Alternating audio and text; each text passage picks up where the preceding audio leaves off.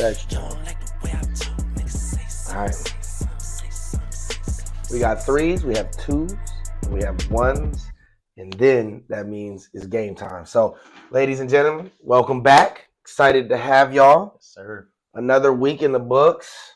Say Something show is back to go over what's been going on in sports. The huge, right? A little bit slow right now if y'all following what's going on. It's not a lot to talk about, but we always find a way to, even in moments where we need to dig deep, we're going to access some things that we feel would be great to talk about, great for y'all to discuss amongst yourselves as well. So, nonetheless, we have an exciting agenda today, even with a little bit lesser on the overall sports plate. But as y'all know, whenever we start a show here, whenever we have another episode, whenever we touch another week, we like to check in. We like to do our traditions. So I want to make sure we stand by that. So, Mitch, let the people know what's going on with you. How are you this week?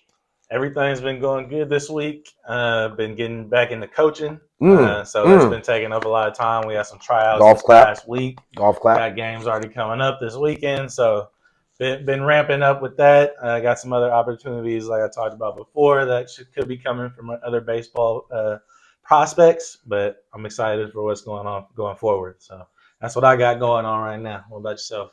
Man, cooling. I guess, now is really the shift towards this research paper. So a little bit of anxiety there, but it's cool dealing with my first reader this week. So going over the meat and bones of everything that I'll be turning in the end. But, I'm trying to just remain calm, knowing that I can handle it, even though it's not a strength of mine.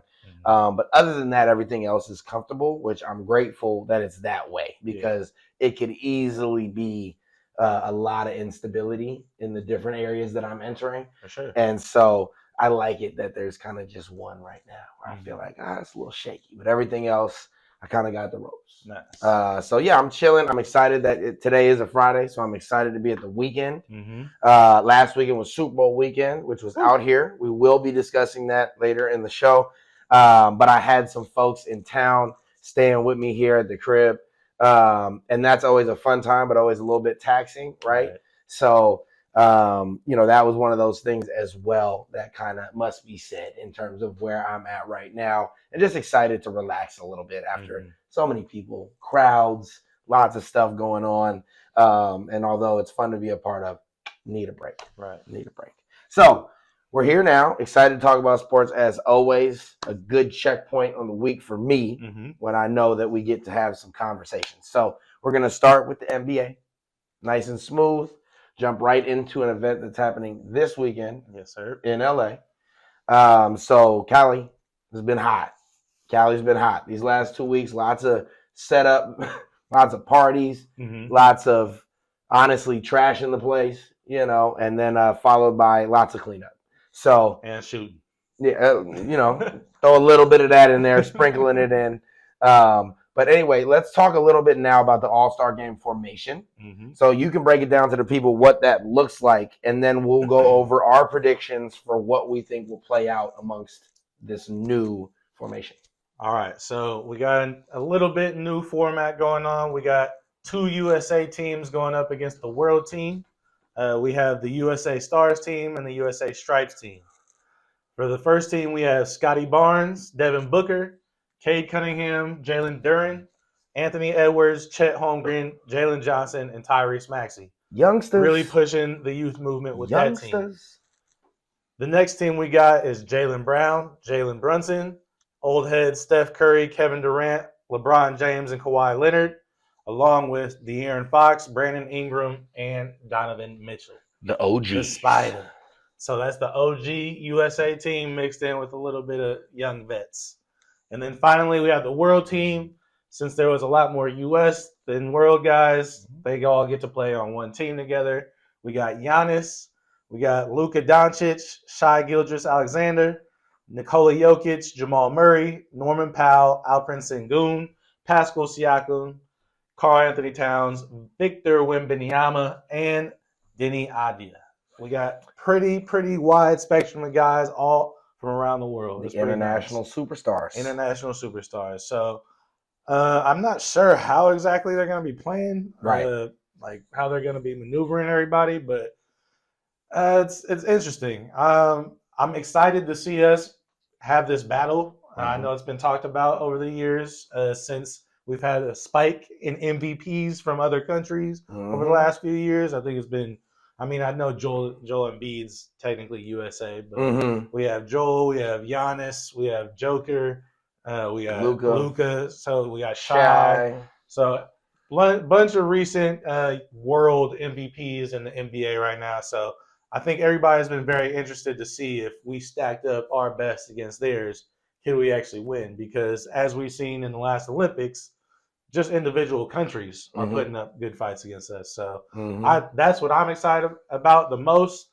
Not too excited about what I'm seeing with the format, but it just might be what works best for this format to work, or for this 3-team agenda to work. So I'm somewhat excited about it, but it's going to be kind of weird again. But what do you think?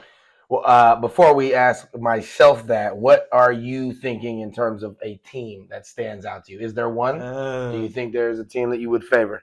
I mean, I'm always going to be biased and pick a team Steph is on. And this is was like a dream scenario for a little bit, was a team with Steph, LeBron, and KD. Why not? Excuse me. So I think with those three, if they're really focused, I think they could. And Kawhi Leonard got great other stars. I think that team could really come out on top. Absolutely. So in terms of the actual format, the format will consist of a mini tournament where each team plays each other once to determine who will face off in the title game. Then, so there will be one final game to obviously determine the champion. And then you just broke down perfectly how those three teams will be split up. For me, I think all that I need to say in terms of it'll be interesting to see how it plays out in terms of my interest. Right. I think ideally, if this is the format, I think they did it right by splitting up the OGs, the youngsters, and kind of how they created these teams, I think is entertaining, right? I'd rather see, that kind of face off if they're going to be somewhat trying, right, than some mesh of these guys and some weird, I like that. I like them being intentional about that. Obviously I think I would prefer one game. I think I'd prefer two teams, but I really do like the international and world aspect. Yeah. So it's tough. It's a tough thing to look at and go I don't know if I have a clear-cut way forward to being entertaining if I want it to be world versus the U.S. But it'll be just interesting to see the fact that there's going to be, 4 games, I guess, played. So it's 4 12-minute games. So what I was looking at, I'm just now I feel like that just leaves it open for a bunch of different strategies. For sure. If we got a 12-minute game, I'm pretty sure most of these guys can play for 12 straight minutes. Absolutely. And you got more than 5 guys on each team.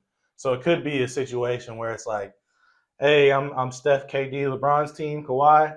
Maybe we'll play the second game and we'll let our younger guys, we'll let Jalen Brunson, Jalen Brown, De'Aaron Fox, Ingram, and Donovan Mitchell play that first game, go hard at that first game, get that dub, and then maybe, switch it off game by game and then maybe split it up, who's been doing best through the games for the final. But it just lends itself to more strategy. So I think that's something that's going to be interesting to watch and how they all break it down. Yeah, I mean, I think that, like I said, I feel like this is a good start. And then if I were to pick a team, I mean, obviously Steph won't be playing. So, Brandon also won't be playing. Or no, he's an injury replacement, so he will be playing. De'Aaron is slotted in as well. I mean, I would go... No Giannis, no Shai. Right, I would go team world if it weren't for the injuries. No Giannis, no Shai being there, obviously. But, without Steph, to me, that team is still good, but not really the same conversation. And then, the real thing for me is in these kind of formats, a lot of times the young guns really can take advantage of just the up and down style. So if I were to actually pick one on paper, I would pick the youngsters. Just because I think you're looking at a terrible defensive team for the Internationals minus Victor Wembanyama. Mm-hmm. I mean, this that might be all you need though. Then down there. I mean, not when you're looking at who these guys have. I mean, it'd be cool, if you're playing the Warriors, right? But like Victor Wembanyama can't save you. You know what I mean? From Scotty Barnes, Ant Ed. Jalen Johnson will dunk on him. Jalen Duran is a man-child. Cade Cunningham is 6'8". It's and then when you look at the rest of those guys, it's not a guy that'll guard a soul. Luka Doncic not man marking. Denny Advidez just waving. Nikola Jokic high-fiving. Jamal Murray daps. Pascal Siakam touching his headband. Karl Anthony Towns looking for Jalen Brunson. Right. Norman Powell might lock somebody, but we all know he's from the U.S. and he plays for Jamaica. Right. So let's be clear. But yeah, so that'd be my pick. Enough of that. Enough looking at it. We can do a very quick draft if we'd like with the entire player pool. So I'll let you go first. Take who you'd like. And are we removing, before we say anything, we're removing the injured players, right? Yeah, we're removing the injured players. All right. So I think I'm going to be going with the boy Victor Wembanyama with my first pick. Got to go with the excitement of the young gun. Yeah. Big boy. Can't lose with that. I'm going to go ahead and take my boy Nikola Jokic. Ooh. Hopefully, after KD talked about him, maybe he'll show up and be ready to go at it. Mm-hmm. Whew. Next up, I think I'm going to go with my boy KDZ. Get my boy KD in there. KD. Get him on the squad. Got Vic and KD holding it down for me. Shooter. I'm going to go ahead and, I need a little Ant Ed in my life, man. We're going to go ahead and slot Ant in there. Ant Eddie. Right. Ant Eddie, wow. Ed now. Jokic and Ant Ed. I can't be mad at that. All right, I think I'm gonna go with my boy Luka Doncic. Is he in there? Yep. Yeah, I'm gonna go with the boy Luka. Luka Magic. Get him on the squad. Get him on there. We're gonna be throwing alley-oops to the boys all day. Big alley gang. I'm gonna go ahead and pull. I mean, I could, but that's a little early. I'm gonna go ahead and pull my boy Cade Cunningham. Okay, that's a nice one. Cade. I like that one. All right, who we got out here? A little bit of defense out there. Let me cause some problems, but also let me help solve some problems. I'm gonna bring the boy Chet to the squad to team up with Victor. I know they got beef, but we finna squash it this time. Get him out there. At this point, I gotta go with Big LeBron. LeBreezy. Bring the 41-year-old outside, man. Do it for the culture. Next, I think I'm gonna go. Who we got out here? We got some good options. I think I'm gonna go with my boy Scotty Barnes. Get him over here. I need you. Big Scott. Give me Scotty Barnes. Put him on the board. And I will go ahead and snag up my boy Jalen Johnson.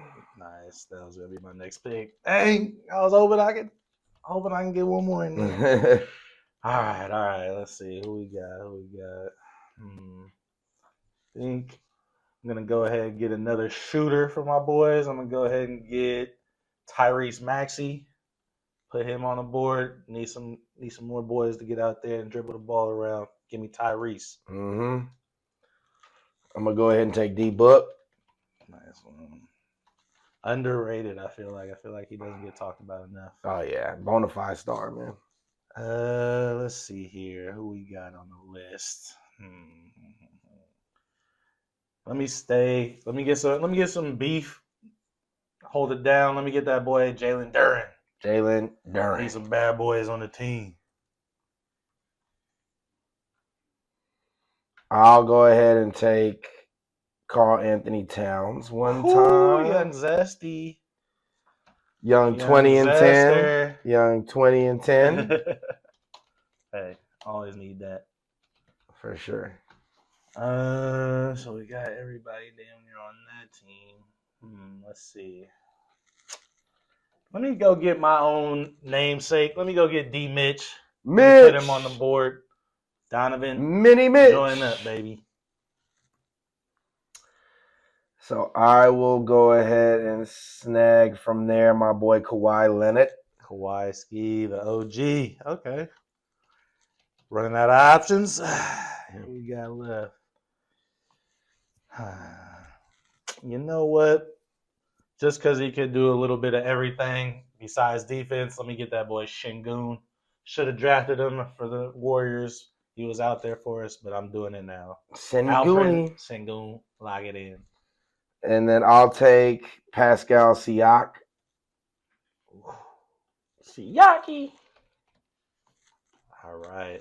I am going to go get that boy from the young Cal Bear alumni. Give me Jaylen Brown. Jaylen. Put him on the board. Need it.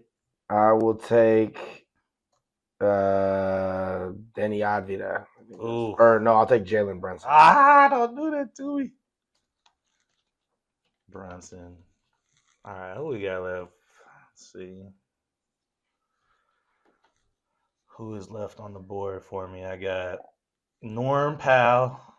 Who else is on there? Jamal Murray, not happening. Unless he's the last pick. You know what? Let me get the boy De'Aaron Fox. Be with his teammate Victor Wembanyama. I'll take him. D Fox. I'm gonna go ahead and take who I was gonna go with last time, my boy Denny, the breakout star. Damn, I fucked up because I thought you got him, and then I didn't think of him no more. Right. I was like, all right, I'll take that. All right, do we just got one more left? I think you're I'm going Norman. Yeah, give me Norm. And then I'll take Jamal. Give me Norm. Jamal. All right. Solid. All right, so you can read out your players, and then I'll read out mine. All right, so what we got here right now, I'll put him like a small forward, shooting guard, PG. All right, so I'm going to have my point guards. I'm going to have Luka and Tyrese Maxey as my point guard boys. Then I'm going to have Jaylen Brown and D. Mitch, along with, who's the last one? De'Aaron Fox as my shooting guards. I'm going to have Norman Powell and Scotty Barnes as my small forwards. And then I'm going to have KD and Şengün as my power forwards and have Victor as my center. Nice. I got at the point guards Brunson and Cade. I mean, I got a lot of players that could. Jalen Duren's at center as well. So. Yeah. Like Jamal Murray's technically a point with where he plays on his team, but I wouldn't necessarily put him there. So I would put Cade, and also D-Book is the same way as well, actually. But I'm going to put Cade and Brunson as the points. At 2, I got Ant, D-Book, Jamal Murray. At the 3, we got LaBreezy. I'm going to actually save LaBreezy for the 4. Mm-hmm. I'll put the 3. We got Jalen Johnson. Mm-hmm. We got Denny Advida and Kawhi Leonard. And then at the 4, we have LaBreezy, Siakam. And then at the 5, we got Karl Anthony Towns and Nikola Jokic. Solid squads right there. You guys let us know what you think. We'll have it down here for you guys. Who do you think would win out of these two teams? Who do you guys prefer? What team would you guys pick? Let us know. All right, on to the Warriors. How long do you think Steph has to compete?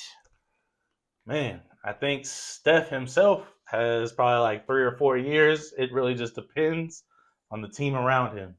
Do we have enough guys who can support him? Do we have the next runner-up that could be somebody he could rely on more to not have to be putting in so much effort all over the court?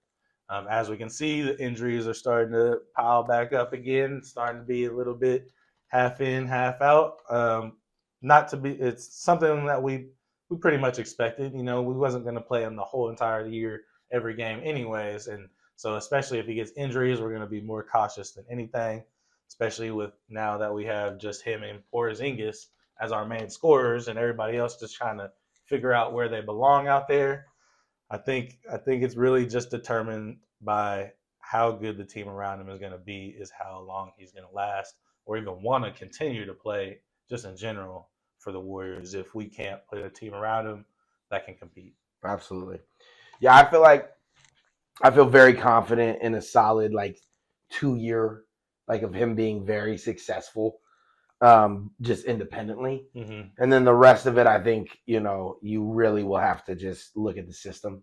Right. And then, of course, the players along with it. But, if we continue to find a system that revolves around shooting, screens, heavy movement, I think he can always have a chance to be successful because his skill sets just revolve so perfectly around that kind of game. Yeah. But, I think that if we're talking about my dream scenario that I think is realistic, I think 4 years, if I were to put a true number on it. And then everything else, you're just like, wow, whatever happens. But I think that's your true max window of right. You're doing well to put things next to him. We're growing as a team.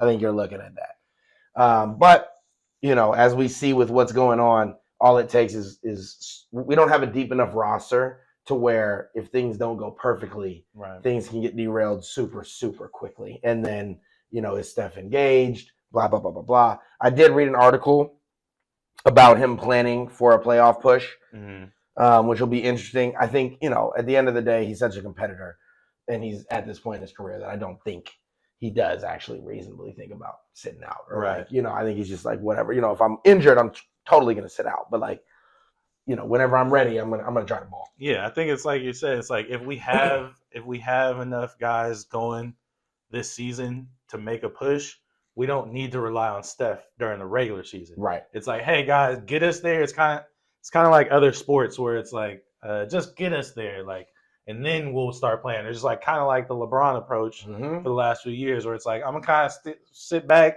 for the regular season, but right when the playoffs start, I'm gonna ramp it up, and that means we have a chance. Right. And I definitely see that for Steph. And it would have been obviously even better if we could have gotten Giannis, because that I feel like is a perfect situation for Steph now, where it's like Steph is obviously goated, has been doing it for over a decade by himself a lot of the time. But you see when you have an ultimate team around, you have a KD, you have somebody like a Giannis, where it's like Steph is also the ultimate Robin as well. He's definitely a Batman, but when it comes to somebody being a second target, if Giannis is just driving the whole time and they're leaving Steph alone, he's gonna make every shot until he's 60. He can still be a viable player. Whereas it's less so for right now for Klay's shot, where Klay is right up there with Steph, pretty close. Obviously, nobody's like Steph, but in terms of shooting over his career, right. above 40%. But you see he's kind of falling off, and I don't really see that happening for Steph. It's like he's otherworldly when it comes to shooting. He could, like I said, he could do this until he's 60, as long as he could just stand in the corner. You know what I'm saying? So if we can find a way to get Jimmy back, and then maybe another guy or Kristaps could stay healthy, hey, I think Steph could, like you said, last for at least another 4 years and be contending. Yeah. Yeah, and the reality for me, I love the idea of Giannis, but I do think that we made the right move with the way things played out in terms of the amount we were going to have to pay right now and the situation that we're in, where we're we were going to be strung so thin doing it when we were going to be, which anytime you can get a superstar like that, you got to jump on it. But when you look at this summer, you look at the fact that Giannis might be available again, and there's a bunch of other guys that'll be out there. And then you also take into consideration that Jaren Jackson Jr. just had season-ending surgery, which was another potential bullet, missed. Well, we don't. Do we know if that's serious or if that's the Jazz being cats? That's the other thing. That's the other thing about that situation with the Jazz in general, where they're investigating it, but it's very unlikely in his situation. There's a lot of guys that they're investigating for the Jazz that are not just Jaren Jackson, so it's kind of unlikely for him in terms of surgery. If they fake his surgery, that's one thing, right? You know what I mean? But there's a lot of other guys that are being investigated because there is no surgery needed. There is nothing that's coming up medically, and it's just sat out 6.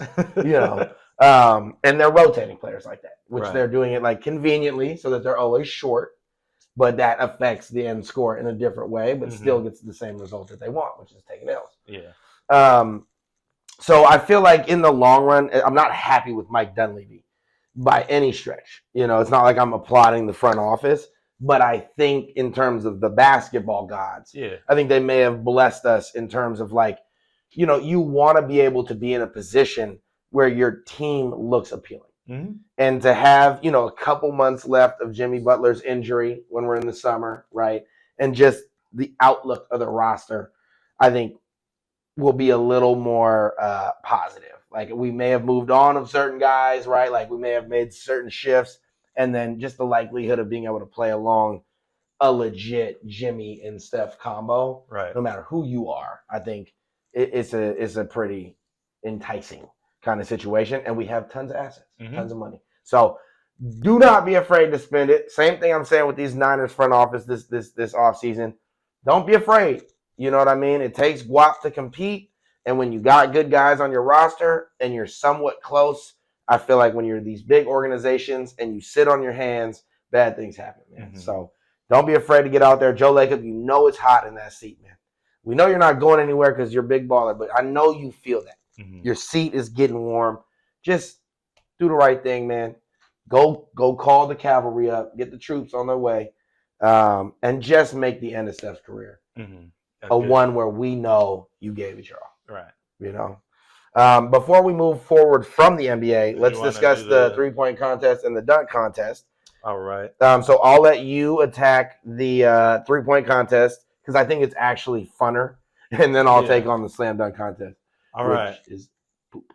Yeah. So three-point contest this season, we got Devin Booker, Con Knuppel, Damian Lillard, Tyrese Maxey, Donovan Mitchell, Jamal Murray, Bobby Portis, and Norman Powell. Interesting cast of guys out there. Pretty lit. Lit. No, it's pretty dope. Pretty lit. I mean, Bobby Portis is going to be representing for all big men out there. Pretty wild. Cat was, I think, the last one to win it as a big man for the three-point contest. So he's going to be holding for the big boys. But, I mean, we got shooters out here. I think Con Knuppel, the young rookie, could really push the contest and get these older vets a run for their money. Mm-hmm. It's going to be interesting to see Dame Lillard out there. He's been hurt, but this could be something that he's been practicing for the last month or two because he can't move fast. Not just hurt, though. Achilles gone. So he's used to the shoot. Let me just walk a little bit. Shoot. I've been seeing some videos of him shooting and stuff. They're gonna roll him over to the next one. So Oakland-born guy, nice to see him out there. D Book is always a threat at the 3-point line. Shooter. D Mitch has been lighting it up this season as well. Hot and cold, but when hot, boy. Man. Tyrese Maxey gonna be nice, interesting to watch. He too. Very similar to Donovan Mitchell. I mean, averaging 29 a game right now. Both of them. Cooking. Yeah, very similar. Very similar. Jamal Murray, maybe. Meh. Sure. Yeah. Norman Powell.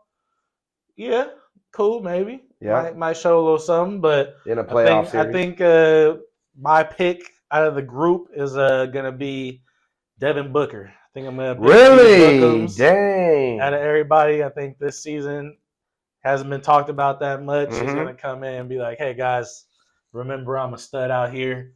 But I wouldn't be surprised to see that boy Con Knuppel. I would be excited. That's the dark horse for you? Yeah, that's my dark horse is Con Knuppel just coming out as a rookie showing out. Donovan, Devin Booker definitely could be. But what I'm most impressed with Devin Booker this year is his leadership. Not to go on a tangent, and I won't. But I think that he's doing really well leading that team after I feel like he kind of took it personal that the front office felt like they needed to flood Phoenix with like hella stars just to make them successful. And I feel like Devin Booker kind of from the start of his career has always been that kind of like, definitely would rather just get it out the mud. Mm-hmm. Like, just create my own thing. So good to see him really in his own, he's always been scoring, doing his thing. But in terms of like that next step leadership, I feel like he's doing his thing. My prediction, because there's nothing else to really talk about. Mitch covered it all. My prediction, Con Knuppel's playing amazing ball. But I'm gonna really just say that I think Norman Powell Woo, yeah, okay, you want to talk about go. a crazy far right. I just think it's usually these contests that bring a rando out of it when there's not a bona fide guarantee, right? Like the last time it was there's Carl Anthony Towns have won it. There's people like that where you're going, why is he here? Right. And they win it. And I also think, to speak of Norman Powell specifically, this guy is a guy who has one of those jump shots that is very repeatable. Very repeatable. Not a lot of wasted movement, right? And he's a guy that I love the way he shoots from the corners. Okay. A corner 3 guy. And so if he can capitalize on those racks, man, I like his shots. And again, like I said, if I knew how he was moving, I would say Dame Lillard. But guys, he's not really hooping. He's not really. He said he's ready. Like, I hate to break it to y'all. He's the town's own. We love him. No matter what he does, we're going to root, right? But we can also still be real, right? And if I don't see him lightly jogging from rack to rack, we're already talking a disadvantage. Yeah. Like, I'm so serious. Like, if he can't give me a jog from rack to rack, we're losing. We're losing immediately. So I need to see a round. But we all know what he's capable of. Right. If it turns to Dame time with health, yes. I'm picking Dame. If he's fully healthy, I'm picking Dame. And the only thing that creeps me out a little bit is why would he show up? You know what I mean? If he ain't, you know what I mean? Right. Why if he doesn't feel that he can? Because he's not that type to compete for no reason. So that's your dark horse then, yeah? Yeah, I'll take Dame as my dark horse, depending on the horse's legs. Slam dunk contest. I'll cover this really quickly because, again, there's not a lot to talk about. This has been a contest that has been dead for a long time. People have been looking for the EMTs.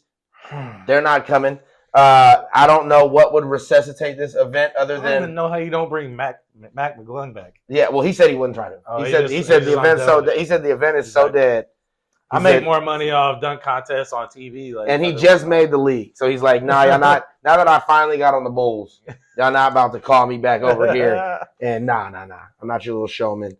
But that would have been nice. I do also think he noticed that he's not really dunking with anybody. Yeah. And so people are no longer even applauding his stuff. It's you're just out there by yourself. But let's go over this real fast. Because again, like I was saying, this contest you would need AI to bring this back. Real talk. At this point, we need AI. We would need a regeneration of Michael Jordan. Go ahead and recreate me Kobe. Go ahead and ask the AI T-Mac, is it good? Let's get Vince back, right? That would be I feel at this point, that's how far we've dug deep. And the root of it to me is because the stars no longer value this. Mm-hmm. So the last time we've seen a guy that we go ooh and ah for in real games come join this, it's been a while. I don't even want to look. 2016, right? Right, Aaron Gordon, Zach LaVine. And even then, we were prepared, but not as prepared as once we saw it begin. Mm-hmm. And we were like, oh. They showed up. You guys are serious. Because the whole rest of the dunk contest that year was booty. Yeah. So it was wow, okay, this is literally from the start. It was a 2-man show. Mm-hmm. But you're right. That would be the last. So we have Carter Bryant, Mr. No Name, from the San Antonio Spurs, who is a rookie right now out of Arizona, 3-and-D guy, drafted 9th overall. I actually do think in terms of the Spurs, play time, all that stuff is why they cut Sochan. They just cut him, and this is why, because they want him to get more PT. And I think in the long run, he fits well alongside Wembanyama, Castle, and the rest of the guys in San Antonio. Yeah. Now, I'm saying all of that because I don't care to watch him in the dunk contest. Right. So let's highlight him a bit, right, before we drop him off. All right?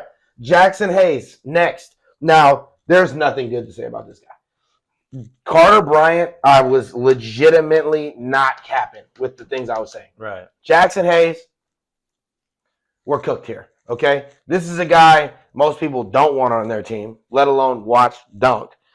This is a guy who can't even figure out how to catch an alley from Luka Doncic. Mm-hmm. Think about it. This is a guy who has legitimately IQ-wise ran himself out of every building he's walked himself into.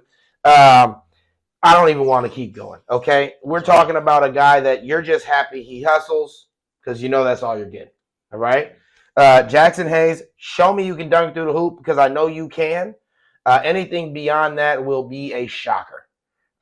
You are 6'10". You're athletic, but you don't have the greatest body control. Right. And so I'm not sure what the plan is. If you try and do a through the legs dunk, get out of here. You need to just not even be a part. You do it in the game, bro. Like, nah, I'm not trying to get him gone. Get him gone. Next, we have Kashad Johnson, who this is actually legitimately disrespectful. Kashad Johnson, there's actually normally there's I think actually no news, information. Well, like when you see this name, I think you immediately think of Keldon Johnson from the Spurs, right? It's not him. It's not him, guys. So this is a guy who also went to Arizona, which is making me wonder, there a little contract signed? Was there a little deal going on there? You got two Arizona boys in the dunk contest who both shouldn't be there. So was there, something behind the scenes with Nike? You never know nowadays. Kashad Johnson is a Miami Heat, a guy that gets very minimal burn. So this is the most he'll touch court all season. This is a guy who, as I said, is probably most known for being thought of as another guy.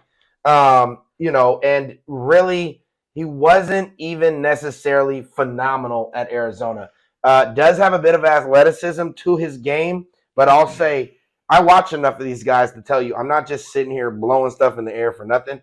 This guy is a power dunker. He is an in-game dunker. I can imagine maybe a 360 could be thrown in there, right. But anything beyond that, I don't know why you're picking these kind of guys. Yeah, that's why it's so disappointing because we haven't even got to the last guy yet. But it's just like none of these dudes even seem like creative dunkers. So it's just weird. Like again, Hayes with the through the legs. It's like we've seen that enough times, and when you do it, it's not even looking impressive. So because you're 6'10", 100%. So it's like you're damn near touching the ground by the time you're putting the ball in the hoop. So, sorry, I'll let you continue. No worries. These guys just, I don't even think any of these guys are known for dunking, are they? I don't think Jackson Hayes has done anything else in his life other than dunk, but that doesn't mean he's known for dunking. It just means he's not good at anything else. It just means he's 7 foot. Yeah, to be clear. But all of that's deserved, to be fair. So whatever Mitch is saying, I'll second it and third it. But the last member we have of the gruesome four is Jace Richardson, who, again, I'm going to show you some respect because of your daddy. Now, I think you're also in the dunk contest because of your daddy, okay? So I'm going to tread lightly here. Again, I know we're wavering towards disrespect here. But Chase Richardson has a nice jumper on him, right? So we're going to go ahead and get the good stuff out the way real fast, right? So he can average 5 points a game. Look at you. I like the way he deals with pick and rolls, okay? I like the way he can, he's not the greatest playmaker, but I love his decision-making out of a pick and roll, right? I love his stop and pop ability, okay? I love the way he works hard on defense. The guy does give effort, okay? And I heard he's got a great personality too. Personality might be there. I can't confirm that, but I believe it. Right? He's a guy who went to Michigan State, so you'd assume there's a little grit. And when you've gone through the Izzo camp, IQ usually comes with it. Right? So this is a guy who was drafted pretty high in the draft, fell a little bit to the Magic. I believe he ended up probably going anywhere from 12 to 18. He was the 25th pick. 25th, so he dropped even farther than what I was expecting. I think he was probably projected 12 through 18 and went ahead and got that 25 slot, which probably when we're looking at his value to the dunk contest, you'd probably put him at about 250, which would add a 0 to the end of the 25. Not a problem, except for if you're looking for entertainment, right? So Jace Richardson he's all of 6'3" or 6'2". This says he's actually 6'1", which means he's probably 5'11". That's probably going to make him the most interesting because it's or the most impressive looking. Yeah. The other guys are big. Always interesting to see a little guy get done. Yeah, impressive. If you like to see a very, very standard put it through the hoop dunk rim grazer from a guy who is shorter than average. He's not a tiny guy. We're not talking Spud Webb here, right? We're talking, or even Nate Robb, right? We're talking a guy who's legit over 6 foot. There's no way he's a lot shorter than that. I have seen him play. 180, he is a bit light here. I don't even know if he's gotten a dunk this year in the league. So, I don't want to go a lot farther than that because, again, Jason Richardson, if y'all don't know, this is a Warriors legend, a guy who fought for us when the jersey meant nothing, right? And a dude who entertained us when there was nothing here. There was nothing here. And he was doing East Bay. He was doing lots of creative things. And to be honest, I think he embodied kind of where the Warriors were at that time. So always massive respect to Jason Richardson. Shout out to that beautiful dunk contest you had. Boy, killed it. Okay. And, I'm never going to speak bad on the lineage. I'm just disappointed in the NBA. Okay. So I don't think this is about your son. This is about the overall product. The 4 names I named are names that could not be in the league next year. Minus Jace Richardson, right? Like I think because he's young. I think him and Carter Bryant, they're both first-round picks. So the likelihood of them not being in the league next year, pretty low, but you get the vibes, okay? These are names that thou shall not know because thou shall not need, okay? So let's hope that it's not sign in, sign out, clock in, clock out, like the 9 to 5 that we all know, because this shouldn't be a job. Ladies and gentlemen, this used to be a true event of entertainment, okay? If I was to predict who is going to win by default this is what I'm saying. Listen to the details. Who is going to win by default due to everybody else being voided, right? Due to the fact that we will just not allow a portion of y'all to advance, period. It's not good enough. I'm going to go with Carter Bryant. All right. And the reason I'm going with that is because there's just a little Richard Jefferson in him and because the rest of this player pool stinks. Do you have anybody to add? Do you have any feelings towards this wonderful group of dunkers? I mean, I think the only thing I would have to add to this would be to ask you, who do you think in the NBA, if they decide to join the NBA dunk contest, would make it interesting? Are there a few guys that maybe come to your mind right now that you'd be like, these are the kind of guys we need, like we talked about before? It's been 20 years, like a LeBron. A lot of people get upset with him. Stephen A. always talks about how he ruined the dunk contest by not joining it ever. Right. Are there a few guys that you noticed throughout the season that you think would be exciting for the dunk contest? Yes. So, I mean, first and foremost, I think this comes as no surprise to the majority of people. Ja Morant would be great. Mr. Rockets in his boots. I don't know if we've ever seen him like focus in on flying. I feel like a lot of his stuff is just on demand. So I'd be very intrigued. You give him some time, you give him some space, and you tell him you might lose to somebody who you don't want to. He's a competitive guy. I'd love to see what that, I think Zach LaVine vibes from that, where it would push him to something that we haven't seen. Same note, Zion. Yeah. So, if we're going to add Ja, we're going to talk about specimens. Let's add Zion in there. Okay. Love to see Jalen Johnson. Speaking of a guy that we're talking about who really, he's an all-star. So you're at the event, buddy. Yeah. I think the way he flies through the air, the way he windmills, his body control would be amazing. I think Shadon Sharp from Portland, who constantly is trying to avoid making his head bleed from the rim. I think he would be amazing. You think the Twins would be raw in the dunk contest? Man, that's crazy. Man. I don't. I think we'd have to wait a little longer to see how they progress. I just think they're such well-rounded hoopers.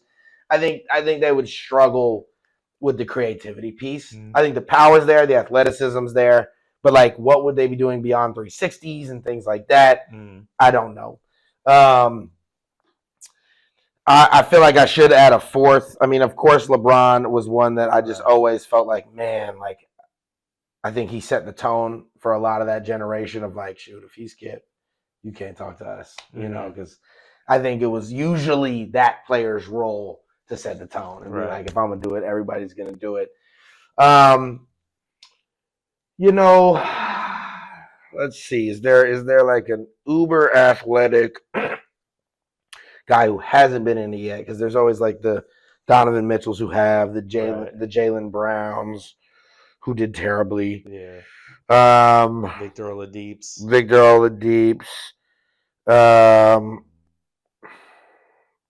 I'll think about it and get back to it. I don't want to hold it up too long, but we have 3. And put in the comments if you have a 4th. Right. And before the end of the show, I'll make sure I slot in that 4th. We're going to move to the NFL. I'm going to let Mitch attack the Super Bowl. Kind of a big game. Pretty big game. I'll let you just go over what happened, who was in it, and how that felt. All right. So pretty much for the first 2 quarters, there wasn't much going on in this game. We had a 9-0 halftime score. Yep. Had an exciting halftime show with the boy Bad Bunny. Did his thing. It was definitely a nice Bunny Bowl too. Was very exciting. It's definitely something that seemed a lot cooler on TV than being actually at the field because it looks like everything was kind of hidden for them, so they couldn't really see anything. But it was definitely a cool event, cool halftime show. And then we got back to action. Nothing really going on in the third quarter. And pretty much what I've seen a lot from the New England Patriots, where it's like, all right, last quarter, let's start to move this offense a little bit because we have to throw it downfield. And they were able to score a couple touchdowns, but there was just too much Seahawks. The defense was too overwhelming, absolutely dominant. We had our boy Kenneth Walker III having over 130 yards this game. MVP of the Super Bowl. The boy Jason Myers had him, Jason Myers had himself a game, 5 for 5 field goals. I mean, real close to even the kicker being maybe the first time MVP of a Super Bowl. We were probably should have been, to be real. But yeah, again, defense, so many sacks for them. I mean, Drake May was looking like how Sam Darnold used to look back in the day when they said he was seeing ghosts. Yep. I mean, he couldn't get anything going. By the time he started throwing the ball downfield, it was either an interception or just a big touchdown. Just because the defense was like, you know what, we'll ease up a little bit. There's only about 8 minutes left. Give you a little something. Make it interesting for the final score being 29-13. Seahawks took care of business. And, yeah, I mean, it really showed how much maybe the Patriots had a nice, easy road to the Super Bowl. And this really exposed them when they finally ran into a team that was running on all cylinders, really. Sam Darnold did his thing. Wasn't super impressive, but kept the ball rolling for them, kept things moving. And when you got a good run game going for you, that really helps, especially when it comes down to taking time off the clock. And then when you have a dominant defense that's just fumbles, interceptions. How many sacks? I think they had 6. 6 sacks. I mean, for -43 though. There was no offense to be heard of from the Patriots side, and it just really showed how dominant the Seahawks were this season, and just put an exclamation point on the game. Yeah, I mean, to me, it's like the only thing I can add to that is it feels like that exposed the Patriots or the AFC this year, where it's like this. We all kind of saw it on paper and kind of felt it in gameplay, but then you see a game like this where, like, I don't think the Seahawks played well at all, right? And it was never in doubt. Like this game was never in question to me of like, oh, is it going to be? It was like, dude, the Patriots are struggling to get a field goal. Right. You know? And again, looking at these stats, that's how it felt. Sometimes you look at the stats and you go, all right, that's just an exaggerate. You're like, that's dumbing down what actually happened. No, this felt like 202. Like it could have felt like less in terms of the yards he threw. Yeah. The 135 yards from Kenneth Walker's great, but that's on 27 carries. So we're talking about take it again. And then, we're talking about the offensive player of the year, OPOY, 4 catches, 27 yards, no tutties. Did have a little bit of an injury during the game. He did. A little concussion concern. And the last thing before I move on, I just need to highlight Stephon Diggs. You lost a Super Bowl, you lost Cardi B, and you went to court the next day. Rough. Dang. All right, get well soon, brother. All right, so the Super Bowl just wasn't super at all, in my opinion. It was out here, didn't feel good. Hate when the ops come to the home turf and do anything, but both of these teams were ops. Just kind of shows that maybe this season for the New England Patriots, it was one of those seasons where every ball, everything that could have gone right did go right. Any of those 50-50 parts of the game ended up on their side, which equals a 14-3 season. So 1,000%. ball was bouncing their way a lot this season, but I can't be too impressed when you're a team that lost to the Raiders this season. Facts. First game, or was that first game? First game of the season. Boy, how things felt different then. Right? Because y'all weren't even happy. Nuh-uh. It was like, it's just the Pats. It's just the Pats. They got a rookie. Right. Shout out to Bad Bunny, though, like Mitch said. Super amazing concert. Definitely needed for where the culture's at right now and just the whole vibes of the world, vibes of the United States. Mm-hmm. You know, if it's going to happen in the Bay, we're going to bring somebody that can push the envelope. So shout out to Bad Bunny. Shout out to everybody. Shout out to all the Latinos out here, man. And, I felt like that statement was needed. Mm-hmm. You know what I mean? We all valuable, man. So Bad Bunny, appreciate you, man. We're moving on to the Raiders. They did get a new coach. We have talked about it. We did predict it a bit, but still worthy of going over now that it is official. Right. So who is it? Where did he come from? And how are you feeling? Fresh off a Super Bowl win, we get the OC from the Seattle Seahawks, the boy Clint Kubiak. Was it Gary Kubiak's son? Absolutely. Former Super Bowl champion himself as a coach. Absolutely. Hey, if you can come bring that mentality, that championship culture over to the Raiders, it's definitely something we need. Need to figure out your quarterback situation, who you're going to draft, and you're going to need to figure out whether you're going to keep Max Crosby or not. Those are the kind of big decisions that you have as our head coach, working with Tom Brady and Spytech to make sure that we make the best choices at all our draft picks because they're all going to be crucial. We need bodies and we need productive bodies fast. Yesterday. Yeah, so let's really focus in and hit on these draft picks. And then, hey, maybe we have to get rid of Max, give him to a team that's contending, and get some draft picks back for a few years down the line because it's been rough for any individual superstar who's been on the Raiders because they really don't get to shine the way they deserve to because that's all they have to focus on the other side of the ball is let's take away their one good player. And that usually gets pretty discouraging when your team's going 3-14 every year and when they're telling you to not play so you can tank. So I think there might be a little bit of bad blood right there. Maybe just a little parting the ways is what's going to work best for both sides. But very excited for Clint Kubiak. Hopefully he's a little bit different than the last guy we got from the Seahawks because that did not work out. So with this new regime, I'm looking for a little more excitement. It is the Raiders, though, at the end of the day, so I can't get overly excited.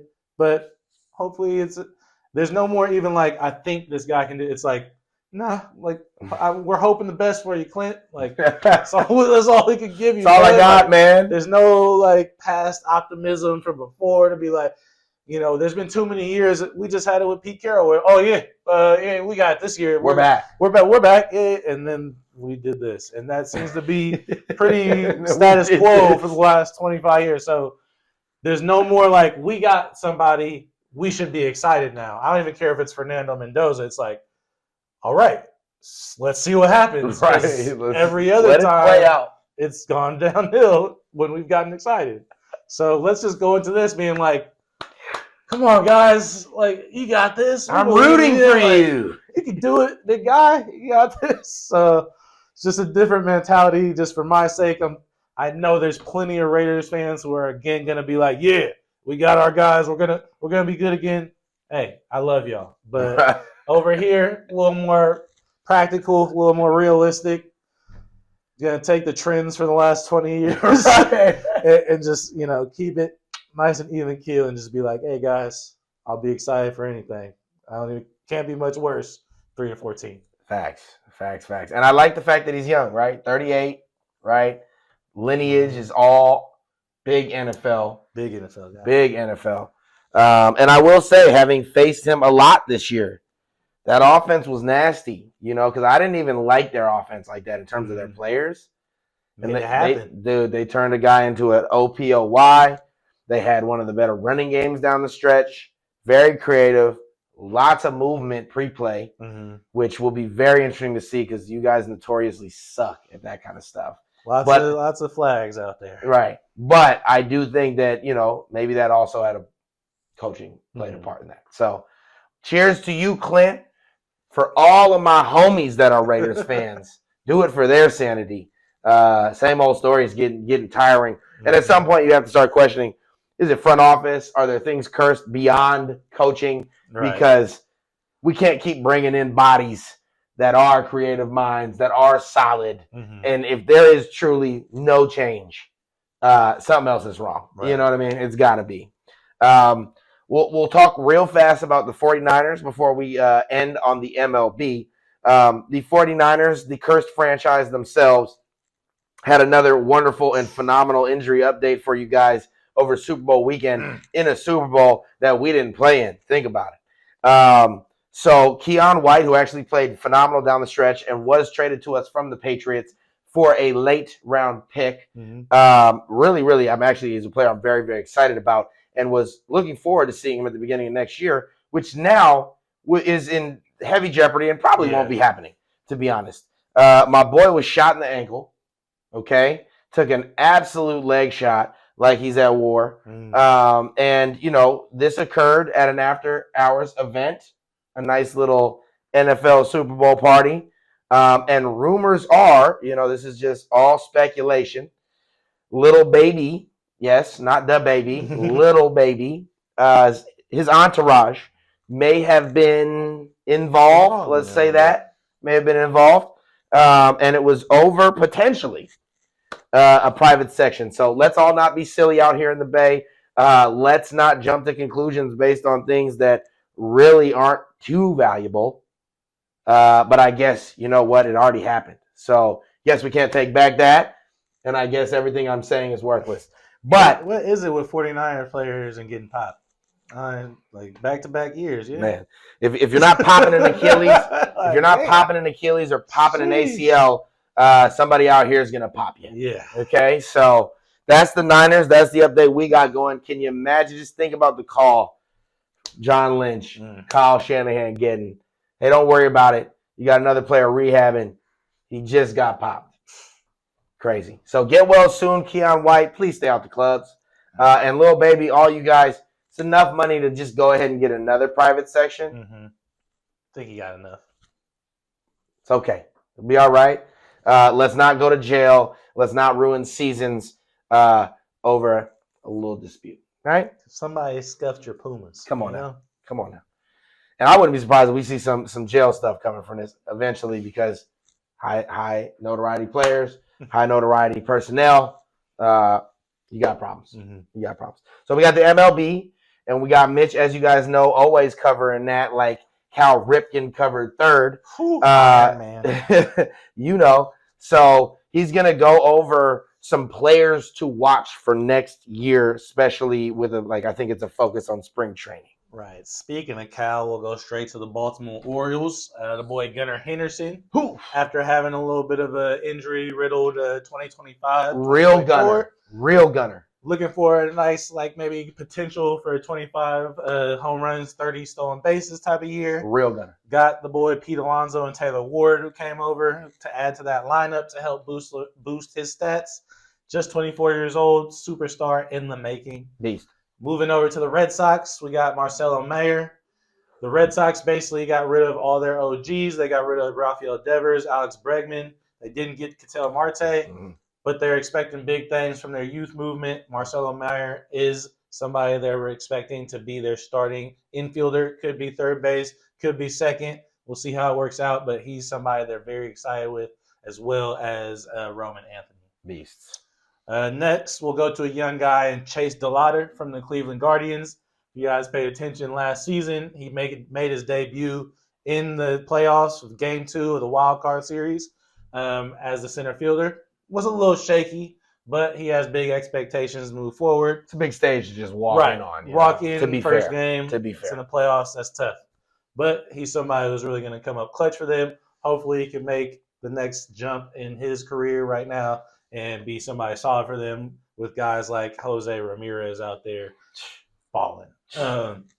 Next, we got Carlos Correa, OG, now back with the Houston Astros. So that's going to be interesting to see if that helps revitalize that old like World Series championship team. Man, they still got a lot of the same boys: Jose Altuve, Carlos Correa, Yordan Alvarez is still out there. So Jeremy Pena is still out there. So they got a team that a lot of people don't like, but at the end of the day, they all are solid baseball players. And he's still only 31 years old. So this could be something that revamps him, gets them maybe another playoff push. Juice left in the tank. Somebody who really struggled last season as a rookie, who had big expectations, Kansas City Royals outfielder Jack Caglione. Big prospect out of Florida. He was a two-way player over there, throwing about 95 off the mound, hitting 450-foot bombs. Sheesh. But only had about a 157 batting average this last season. Just really couldn't figure it out through this first season. But now they've moved in the walls a few feet in Kansas City. And with his power and his abilities that we've seen in the past, they're expecting him to make a jump. Only 23 years old, so still has a lot of potential in him. And he's somebody who could eventually be a 25 to 30 home run guy per season. So they're really hoping for big things from him because he could complement a very good shortstop in Bobby Witt, and then they got a big bat in Vinny Pasquantino. So they got some ballers over there. Can't go wrong. Next, I'm going to go to the Yankees. They got Spencer Jones. He's been somebody that they've been hoping could make the jump and become a solid player for him. Yeah, he's been around for a little while. 6'7" outfielder. So he's an absolutely huge guy. Right. So really sounds like he needs to connect with Aaron Judge, get that same bat pass swing that they got going on for Aaron Judge and apply it to this other 6'7" guy because they got a really solid team. They're hoping also Jason Dominguez, another guy we've been talking about for a few years now, still only like 20, early 20s still. Hopefully they're both some guys that can really help them propel. Aaron Judge, Ben Rice, they got Cody Bellinger. So they have a solid group over there, and they need these young guns to come up strong. Next, I'm going to go over to the Texas Rangers. Another guy we've both heard of, Wyatt Langford. He's been somebody who they've been hoping could be a 2020 guy. Had a great season last year, but again, riddled with injuries, had oblique problems, made the swing hard for him. They're hoping they can keep him consistent throughout the season because he could potentially be a guy who gets you 30 home runs, 25 steals, and potentially like 90 RBIs. Beast. So they got Brandon Nimmo to come over. Now he's another good outfielder for them. They still got a solid team with Corey Seager. Hopefully he can make a good comeback moving forward. They went out and had gotten Jake Berger as their first baseman. Power. Hopefully he's able to turn it around. But they did lose Marcus Semien, so that really, that was another key player for them. And so hopefully, they can make a difference with Wyatt Langford this coming up season. Next, we got the Blue Jays. Blue Jays got their new guy at third base, Kazuma Okamoto. Oh, interesting. Yes, sir. Came over from the Nippon Professional Baseball League. Was a 30 home run hitter guy. That's right. We'll see how it works out with this pitching. It's a little bit different than over there, and we'll see how well he adjusts. But he's somebody who's uber powerful. Somebody like a Vinny Pasquantino just could be high home heavy runs, set, but potentially maybe a lower average right now. We'll see how he makes the jump over to the MLB. Next in the National League, the Diamondbacks. Again, these guys we've heard of for so many years from being in the lower leagues. Jordan Lawler. Kind of a utility guy, plays everywhere. Another guy who could be great with the steals. He's only 23, but it's going to be tough because they got an infield with Ketel Marte, Geraldo Perdomo, and Nolan Arenado. They just brought him over. So we'll see where he's able to fit in. He'll probably just platoon with all the other guys, but if he can make a jump, can only help a solid Arizona Diamondbacks team who potentially just lost Corbin Carroll for a little bit with hand surgery. Spencer Strider for the Braves. We're going to see if he can make a solid comeback. He got hurt and then lost the season, and then he came back. but had a very, very high walk rate and his ERA ballooned to over 4, maybe even over 5, I think, damn near 4.5. We got to see if he can make the bounce back because they did have another stud in Spencer Schwellenbach, but he just got hurt, and he's gonna be down for the beginning of this season, maybe even half the season. So if Spencer Strider can make this comeback and really go back to his Cy Young form, he's going to be great for the Braves team, who has a great lineup. The Chicago Cubs bring in Alex Bregman. They're looking for big things from him over at the third base position. They got a lot of solid guys. They got Pete Crow Armstrong in the outfield. They got Nico Horner at second base. I think Michael Bush over at first base. So they have a lot of potential, but Alex Bregman is their new shiny toy. Yeah. Hopefully he can bring in about 25 home runs and a consistent about 250, 260 average for them. Chase Dolander for the Colorado Rockies is a stud pitcher out of Tennessee. We'll see if he can come up big, but it's going to be really tough. Anybody who pitches in Colorado, it's just best of luck to you because the ball just flies out of there off any ball put in the air. So it makes it tough for you to be totally successful as a pitcher for Colorado. But this is one of their young studs that they're hoping could really shut down innings for them. Last but not least, I'm going to go with somebody that should be a lot better than he is, but there's just something about the swing and being so tall. My man O'Neal Cruz for the Pittsburgh Pirates. Man, can he get it together? If he can get about 250, he's batting around the Mendoza line, which is just around 200, and that's not going to cut it. He's going to be a starting center fielder for the Pittsburgh Pirates, who got guys like Paul Skeens, Bubba Chandler out there. They just got Lowe for second base, who can put up 25 home runs. But if Cruz can figure it out and be just a 250 hitter, he can easily be somebody who gives you 25 home runs and about 35 to 40 stolen bases. Like Ellie De La Cruz? Yeah, he's literally like De La Cruz light.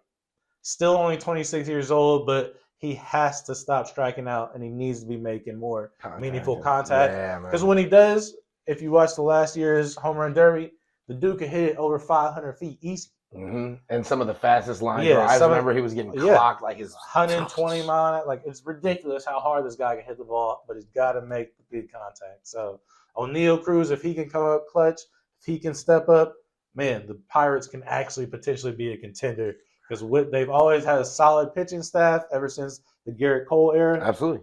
But the bats just haven't been there. Even when they had McCutchen and some of the boys, Brian Reynolds and some of the boys, it just didn't work out. Yep. So hopefully they can all put it together because Pittsburgh is a great stadium and they got great fans over there. Absolutely. So that would be something that's really, really exciting to see. And I want to shout out that the Framber Valdez move to the Detroit Tigers. That's nice. Really, really solidifies their starting rotation. And they're already a team that obviously made a strong push last year in the playoffs. And I think this just puts them over the top. They kept Tarek Skubal. That's a nice 1-2 punch right there. So super exciting. A lot of new names, new places, a lot of young guys hoping they can make that jump this coming up season. But we'll see soon. I think February 20th, spring training guys will be out there already playing. So it's coming up quick, you guys. And then we got a nice long season. We'll keep track of these guys and keep letting you guys know how they're progressing throughout the season. Absolutely. So make sure you stay tuned. It's only going to get quicker, faster in terms of the news coming in with all the baseball stuff. And to be fair, I want to just say Bryce Eldridge is my guy for the Giants to watch. And I want to say yours would be Nick Kurtz. Yeah, Nick Kurtz. If he can continue what he did from last season, which was ridiculous, putting up big numbers, he's easily somebody who could put up 40 home runs and 100 RBIs for a team. So just crazy. We'll see if it can continue because his rookie season was actually one for the ages. He put up big numbers and had a 4 home run game. And didn't even play the whole season. Didn't even play the whole season. So A's got some exciting things to look forward to, but that starting rotation is who? Yeah. Sometime though we'll have to go take the showdown and say some showdown to sack before they get up out of here and check some of them youngsters out.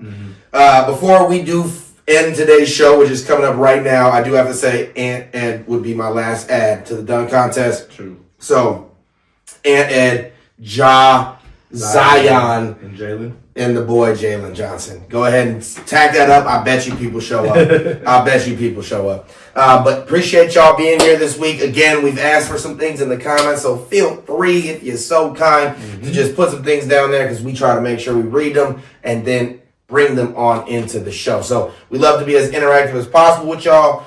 If you, again, are so kind, don't forget to tap that subscribe button, hit the likes, the shares, all the good stuff, anything we appreciate. We hope y'all have a blessed rest of your weekend, and we'll see y'all next week. Peace, love, and happiness. We out.